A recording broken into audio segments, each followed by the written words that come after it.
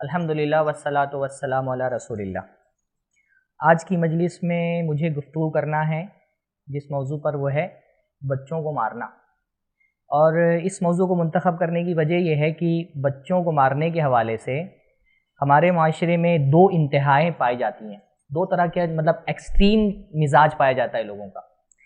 एक एक्सट्रीम तो ये है ना कि कुछ लोग ये समझते हैं बच्चों को सिरे से मारना ही नहीं चाहिए, बच्चों पर हाथ उठाना ही नहीं चाहिए।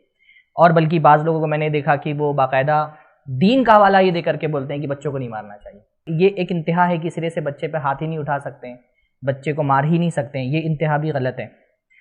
और बल्कि ये जो मैंने इन लोगों को देखा है, ऐसे लोग जो कहते हैं कि बच्चों को सिरे से मारना नहीं चाहिए, वो कहते हैं बच्चों के साथ बहुत दोस्ताना माहौल बना करके रखना चाहिए। बल्कि दोस्ताना माहौल बाज़ मरतबा इस इंतहा पर चला जाता है और बेतकल्लुफ़ी इस दर्जे की हो जाती है कि बच्चों पर बाप का कोई रोब, कोई दबदबा, बाप का कोई खौफ नहीं रह जाता। और ये बच्चे की तरबियत के लिए बहुत नुकसानदेह। किसी न किसी दर्जे पे बाप का एक रोब बच्चे पर होना चाहिए, एक खौफ होना चाहिए, बाप का एक डर होना चाहिए कि अगर मैंने ये हद क्रॉस कर दी तो फिर मुझे अब्बा की तरफ से पनिशमेंट मिलेगी। अब्बा का जो डर है, अब्बा का जो रोब है ना, वो एक बहुत बड़ा फैक्टर है जो बच्चे को गलतियों से बचाता है। ये शरीयत का ये मिजाज नहीं कि आप सिरे से जो है वो बच्चे से इतना बेतकल्लुफ़ हो जाए जैसे वेस्टर्न कल्चर में लोग होते हैं ना, hi dad, how are you dude, वाला कल्चर दीन के अंदर नहीं है। बच्चे पर एक रोब होना चाहिए, एक आपका दबदबा होना चाहिए। देखिए, अल्लाह ताला से ज़्यादा इंसान का मिजाज कोई नहीं समझता है ना। इंसान की नफ्सियात, इंसान की जो साइकोलॉजी होती है वो अल्लाह ताला से ज़्यादा कोई नहीं समझता है। अल्लाह ताला ने इंसान की इस्लाह के लिए तरगीब भी रखी है और तरहीब भी रखी है। तरगीब यानी शौक भी दिलाया गया है, जन्नत की लालच भी दिलाई गई है, और तरहीब यानी खौफ भी दिलाया गया है, जहन्नम का खौफ भी दिलाया गया है। तो तरबियत में बच्चों के दोनों चीज़ होनी चाहिए, तरगीब भी होनी चाहिए, तरहीब भी होनी चाहिए। एक रोब और एक दबदबा भी माँ बाप का बच्चे के ऊपर होना चाहिए। हाँ, इसलिए अल्लाह के नबी सल्लल्लाहु अलैहि वसल्लम की एक हदीस है ना कि घर में जो कोड़ा होता है ना, अल्लिकुस्सौत हैसु यराहु अहलुल बैत, घर में कोड़ा ऐसी जगह पे लटका के रखो कि घर के लोगों को दिखाई दे। कोड़ा घर में ऐसी जगह लटका करके रखो कि घर वालों को दिखाई दे। यानी कुछ चीज़ें जो है ना वो उनके लिए ज़बान काफ़ी नहीं होती है। कुछ मसाइल ऐसे हैं, कुछ गलतियां ऐसी होती हैं जिनके लिए सिर्फ ज़बान काफ़ी नहीं होती है, उसके लिए कोड़े का खौफ भी ज़रूरी होता है। तो ये जो एक मिजाज बाज़ लोगों का होता है कि सिरे से, यानी बाप का तो थोड़ा बहुत रोब होता है, हमारे यहाँ माएँ खास तौर पे ना वो अपना रोब बच्चों पे बिल्कुल ख़त्म कर देती हैं और उनका अपना कोई खौफ बाकी नहीं रहता है। जैसे जो होता है हमारे घरों में होता है ना बाज़ मरतबा कि बच्चे कोई गलती करते हैं तो माँ क्या बोलती है, अब्बा आने दो तो बताऊंगी, अब्बा को आने दो तो बताऊंगी। हाँ, यानी औरत अपना कोई रोब और दबदबा बच्चे पे कायम नहीं करती है, और एक खौफ जो है ना वो बच्चे की तरबियत के लिए ज़रूरी है। बहरहाल हमारी शरीयत ने इसलिए एक दर्जे में जाकर के बच्चों को मारने की इजाज़त दी है। अल्लाह के नबी सल्लल्लाहु अलैहि वसल्लम ने फरमाया बच्चा जब 10 साल का हो जाए और नमाज ना पढ़े तो उसको मारो। तो एक एक्सट्रीम तो ये है कि सिरे से जो है ना वो बच्चों को मारना ही खिलाफ शरीयत और खिलाफ हिकमत समझा जाता है। दूसरी इंतहा यह है कि बाज मारने वाले होते हैं तो वो मारने के लिए भी कोई उसूल ज़वाबित नहीं होते, यानी वो बस हर बात में बच्चे को मारना। यानी सबसे बड़ा मसला तो यही है ना कि मारना तरबियत का एक टूल है, लेकिन वो क्या है, लास्ट टूल है। आखिरी दर्जे में बच्चे को आपने सारे जो है ना जो इस्लाह के तरीके होते थे वो सब आजमा के देख लिए, और बच्चा किसी बड़ी गलती में मुलव्विस है और वो उसकी इस्लाह नहीं हो रही है, तब जाकर के उसको मारना है। मारना जो है वो क्या है, सबसे आखिरी मरहला है तरबियत का। आपने बच्चे को समझा लिया, बच्चे को कन्विंस करके देखा, उसके जो कोई शुबहात थे, कोई प्रॉब्लम्स थे वो भी आपने सुन लिए, आपने उनको भी हल करने की कोशिश की, बच्चा फिर भी मान करके नहीं दे रहा है, आखिरी मरहले में क्या करना है, मारना है। उसमें फरमाया 7 साल से ही नमाज की तरबियत करना, नमाज का हुक्म देना शुरू कर दो। अब 10 साल का हो गया, 3 साल तक आपको समझाते रहे, उसको कन्विंस करते रहे, उसको शौक दिलाते रहे, उसको नमाज के फायदे बताते रहे। 3 साल आपने उसकी तरबियत की है उस मसले पे। अब 10 साल का होने के बाद जब वो नमाज नहीं पढ़ रहा है तो आप उसको मार रहे हैं। तो मसला क्या है, हमारे यहाँ कुछ बहुत सारे माँ बाप होते हैं ना, उनके पास बस एक ही जा रहा होता है, बस मार दो, हर मसले पे मारो, हर गलती पे मारो, सुबह मारो, शाम को मारो, दिन मारो, रात मारो, जैसे घर पे आए पहला काम पिटाई करो। इसमें क्या होता है, इस सबसे बड़ा मसला ये होता है ना, मार खुद अपने आप में उतना असरअंदाज नहीं होती जितना मार का खौफ असरअंदाज होता है।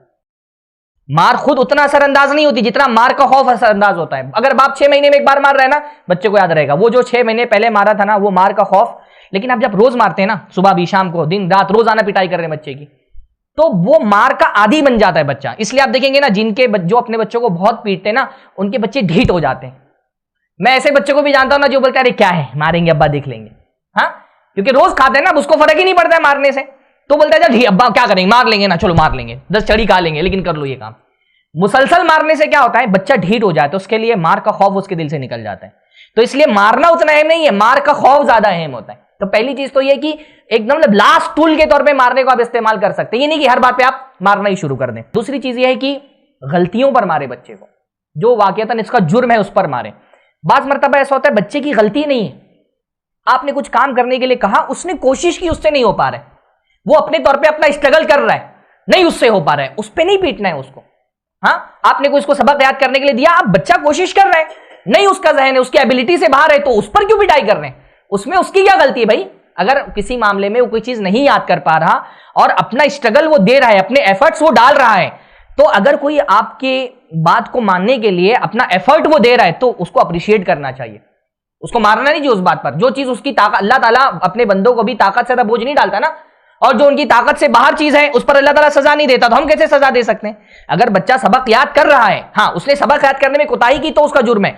अगर सबक याद करने की पूरी कोशिश कर रहा है, उससे नहीं याद हो रहा, कोई मैथ्स का मसला है नहीं हल कर पा रहा, उसका जहन वहां तक के नहीं पहुंच रहा है, तो अगर वो उसकी ताकत से बाहर की कोई चीज है जिसके लिए वो कोशिश कर रहा है लेकिन नहीं कर पा रहा, तो उस पर वो जुर्म नहीं है, उसका जुर्म पर मारना चाहिए, गलती पर मारना चाहिए, कोताही पर मारना चाहिए। जो चीज कोताही नहीं है, उसका प्रॉब्लम है, प्रॉब्लम को सॉल्व करने की कोशिश करनी चाहिए।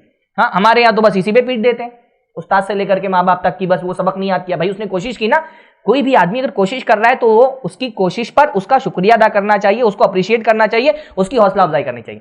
और गलतियों पर भी कैसे मारना चाहिए भाई? गलती के हिसाब से मारना चाहिए, छोटी गलती बड़ी गलती। देखिए बच्चे क्या होते हैं ना, बच्चे आपके रिस्पॉन्स के हिसाब से, आप पे रद्द अमल के हिसाब से गलतियों को कैटेगराइज करते हैं। आप जिस तरह का रिस्पॉन्स देते हैं ना, बच्चे गलती को उस कैटेगरी में रखते हैं। मसलन आपने सिगरेट मंगाई बच्चे से, बच्चा नहीं लेकर के आया तो आपने पीट दिया, और आपने जो है वो नमाज नहीं पढ़ी थी बच्चे ने, आपको पता चला और आपने बस डांट दिया, डांट करके छोड़ दिया, बच्चे को क्या लगेगा? सिगरेट नहीं ला करके देना ज्यादा ही बड़ा गलती है, और नमाज नहीं पढ़ना इससे कोई फर्क नहीं पड़ता है ना। बच्चे कैटेगराइज कैसे करते हैं? वो कुरान सुन्नत पढ़ करके नहीं देखते कौन सा जुर्म बड़ा है कौन सा छोटा है, बच्चे आपके रिस्पॉन्स से तय करते हैं कौन सी गलती बड़ी है कौन सी छोटी है। इसलिए रद्द अमल में ना, बल्कि मैं ये देखता हूं ना, बाज मर्तबा एक्टिंग करनी पड़ती है रद्द अमल की। बच्चा कहीं से गाली सीख करके आ गया है ना, अब एक कॉमन बात है कि भाई बच्चा जाएगा तो कुछ चीजें सीख करके आएगा। अब हो सकता है आपको उतना गुस्सा नहीं आ रहा हो क्योंकि आप ये देख रहे हैं कि बच्चे, लेकिन आपको बहुत गुस्से का इजहार करने की, एक गुस्से की एक्टिंग करनी पड़ेगी ताकि आपको उस बच्चे को समझ में आए कि बहुत बड़ी गलती कर दी मैंने, है ना। तो आपके रिस्पॉन्स से जो है ना, वो बच्चा गलतियों को कैटेगराइज करता है कि कौन से लेवल की मेरी गलती है। अब आप छोटी सी गलती पे मार देते हैं और बड़ी गलती पर भी कुछ नहीं कहते हैं, तो बच्चे को जो बड़ी गलती है उसको लगता है ये छोटी गलती है, और जो छोटी गलती है उसको लगता है कि ये बड़ी गलती है। तो गलतियों पे मारना चाहिए। फिर एक तीसरी चीज क्या है कि एक मारने की उम्र होती है ना। अल्लाह के नबी ने फरमाया 10 साल से पहले बच्चे को नमाज छोड़ने के लिए भी नहीं मारना है। 10 साल से पहले हमारे यहाँ इसका भी कोई रियायत नहीं। मैं देखता हूँ बाज माएँ जो है ना, वो 8 साल 9 साल 1.5 साल 2 साल के बच्चों को पीट देती हैं।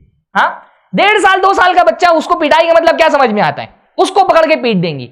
अल्लाह के नबी सल्लल्लाहु अलैहि वसल्लम ने नमाज जैसे छोड़ना, इस जुर्म पर भी कब? 10 साल बाद मारने की इजाजत दी है। और फिर उसके बाद क्या है कि किस गुनाह पर मारना है, छोटी चीजों पे नहीं मारना। अल्लाह के नबी सल्लल्लाहु अलैहि वसल्लम ने नमाज छोड़ने पर मारने का, क्योंकि नमाज छोड़ना बहुत बड़ा जुर्म है। आप दीनी एतबार से देखें ना, नमाज छोड़ना क्या है? कुफ्र के दर्जे का जुर्म है, कुफ्र अमली है। और वो बच्चा अगर नमाज की तरबियत नहीं होगी तो वो दीन से बाहर चला जाएगा, हाँ, गुमराह हो जाएगा। तो नमाज छोड़ना बहुत बड़ा जुर्म था, इसलिए उससे मारने की इजाजत दी गई। छोटी छोटी बातों पे नहीं मारना है। हाँ, बहुत बड़ी गलती बच्चा कर रहा है तब मारना है। लेकिन हमारे यहाँ क्या होता है, हमारे यहाँ माँ बाप जो है ना, वो बच्चे की गलती के हिसाब से नहीं मारते, अपने मिजाज के हिसाब से मारते। हाँ, अपने मिजाज के, मेरा मूड कैसा है, अपना गुस्सा उतारने के लिए मारते हैं। गुस्सा उतारने के लिए बच्चे को नहीं मारना है। हाँ, सूरत हाल क्या है कि वो बाप जो है ना, वो ऑफिस में बॉस से गाली सुन करके आ रहे हैं और मैनेजर की डांट सुन करके आ रहे हैं। अभी वो टेंशन में घर पे आया, चच्ची की छोटी सी गलती थी, पूरा जो गुस्सा बॉस का और मैनेजर का था ना, वो बच्चे पे उतार दिया अपने। हाँ, भाई जो है वो किसी और टेंशन में है, हाँ, उसके अपने बाहर मसाइल चल रहे हैं दोस्तों से, बीवी से, सारा गुस्सा भाई पे उतार दिया, छोटे भाई पे। छोटा भाई तो ऐसे धुना जाता है। हाँ, माँ बाप तो मारते हैं, भाई अलग मारता है। हाँ, माँ जो है वो सास से कुछ झगड़ा हो गया और ननद से झगड़ा हो गया, सारा गुस्सा वो नहीं, बच्चा जो है ना, बच्चा जो है वो पंचिंग बॉक्स बन जाता है। जिसको भी कोई टेंशन हो, घर में एक बच्चा है पंचिंग बॉक्स की तरह, अपना सारा गुस्सा हो बच्चे पे उतार दो। भाई अलग गुस्सा उतार रहे हैं, बहनें अलग गुस्सा उतार रही है, माँ अलग गुस्सा उतार रही है, बाप अलग गुस्सा उतार रहे हैं। यानी मैंने ये देखा है ना, बाज औरतों का सास से झगड़ा हो गया, सास को जलाने के लिए बच्चे को मार रही है। देखा होगा आपने भी, सास से झगड़ा हुआ ना, अभी सास को तो नहीं मार सकती है, तुमको नहीं मार सकती हो, तुम्हारे पोते को मारती हो, अब तुम क्या करोगी? हाँ, सास को जलाने के लिए ननद से झगड़ा हो गया, उस पर उतार रही है। शौहर से झगड़ा हो गया, अब शौहर को तो कुछ नहीं कर सकती, अब शौहर को जलाने के लिए बच्चे को मार रही है। हम जुल्म को, यानी हमारे मातहत जो होता है ना, उस पर जुल्म करने को हम जुल्म ही नहीं समझते सिरे से, कि हमारे मातहत है, ये तो हम ये तो हमारा गुलाम है, हम तो इसके मालिक बन गए, तो हम जो करें वो करें। वो हकीकत में भी गुलाम होता तो भी आप जुल्मन मारेंगे, अल्लाह ताला का जवाब देना पड़ेगा, एक एक तमाचे का, एक एक कोड़े का हिसाब देना पड़ेगा। आपका बच्चा है तो क्या आप कुछ भी करेंगे, कुछ नहीं होगा। गुलाम भी होता, अल्लाह के नबी सल्लल्लाहु अलैहि वसल्लम के एक सहाबी ने गुलाम को तमाचा मार दिया, एक लौंडी को मार दिया। अल्लाह के रसूल सल्लल्लाहु अलैहि वसल्लम को जब पता चला तो अल्लाह के रसूल ने इतना डराया, इतना डराया, इतना डांटा उनको कि उन्होंने कहा अल्लाह के रसूल मैं आजाद करता हूं इसको। लौंडी को मारने पर अल्लाह के नबी ने इतना डराया कि कहा कि मैं आजाद करता हूं, आपका बच्चा आपका गुलाम है, आप जो भी करेंगे अल्लाह ताला का जवाब नहीं देना पड़ेगा। रजुल राइन अला अहली बैती व हुवा मसऊलुन अन्हा, आदमी अपने घर वालों पर निगरान है, अपने घर वालों के बारे में जवाब देना पड़ेगा। एक तमाचा भी आपने अगर जुल्मन मारा है बच्चे को, यह सोचें कि कयामत के दिन जवाब देना पड़ेगा उसके लिए आपको। हमने हलवा समझा हुआ इसको, गुस्सा उतारते हैं बच्चों पर। हाँ, और फिर शरीयत ने मारने की इजाजत दी है, भाई हल्की मार मार लो, मारना ईजा के लिए नहीं है, उसको तकलीफ पहुंचाने के लिए मारने की इजाजत नहीं है। ये एक साइकोलॉजिकल ट्रीटमेंट है कि बच्चे को पता चले कि मुझसे बड़ी गलती हुई, इसलिए अब्बा इस दर्जे पे चले गए, हल्की मार मारने का। जब बात कुरान की जो मारने की आयतें हैं तो बाद साहब ने उसकी तशरीह की कि भाई आधा मिसवाक लेकर के मार दो, क्योंकि एक उसको बच्चे को ये पैगाम जाए कि ये बहुत बड़ी गलती मेरी हो गई कि अब्बा मुझे मार रहे हैं। ईजा देने के लिए नहीं मार रहे हैं बच्चे को, तकलीफ पहुंचाने के लिए। हमारे यहां तो ऐसा मारते हैं, मुंह फट गया, दांत टूट गया, सर फट गया, हाथ टूट गए, ऐसे कितने मामला। मैं बाज बाप को जानता हूं ना, वो मोमबत्ती का छटका लेकर के जलाते हैं बच्चे को। आग का अजाब देना तो हलाल ही नहीं है। हाँ, आग का अजाब देना तो हलाल ही नहीं। वो मोमबत्ती आप जानते हैं, ईजा का एक तरीका ये भी होता है ना, वो मोमबत्ती लेकर के फिर उसका वो है चटका दिलाते हैं। आग का अजाब देना तो वैसे भी हलाल नहीं है। ईजा तकलीफ पहुंचाने के लिए बच्चे को नहीं मारना है कि उसको दर्द महसूस हो, बस अपनी नाराजगी का इजहार करने के लिए मारना है। और फिर जलील नहीं करना है मारते हुए। हम बच्चे को ना जलील करते हैं, उसका जो ईगो है, सेल्फ रिस्पेक्ट, उसको कुचल करके रख देते हैं। बच्चों को जलील करने से बचना चाहिए। क्यों? क्योंकि बच्चों का सेल्फ रिस्पेक्ट जो है ना, वो उनका मुहाफिज है। आप बच्चे को इज्जत देंगे ना, उसको इज्जत का तसव्वुर देंगे, उसको इज्जत का शूर देंगे, सेल्फ रिस्पेक्ट का एक उसको शूर देंगे, ये इज्जत का तसव्वुर उसको बहुत सारी गलतियों से बचाएगा आगे जाके। उसको लगेगा कि मैं फला गलती की तो मेरी इज्जत खराब हो जाएगी, मैं बदनाम हो जाऊंगा। अब जब आपने उसकी इज्जत को कुचल करके रख दिया है, उसका कोई सेल्फ रिस्पेक्ट बाकी ही नहीं बचा है, तो फिर वो एक बहुत बड़ा जो एक गुनाहों से बचने का एक बहुत बड़ा जरिया था, वो आपने खत्म कर दिया। एक दीवार थी जो आपने तोड़ दी उसकी। तो बच्चे को मारते हुए जलील नहीं करना है, दूसरे बच्चों के सामने नहीं मारना चाहिए, बाहर मोहल्ले में ले जाके नहीं मारना चाहिए।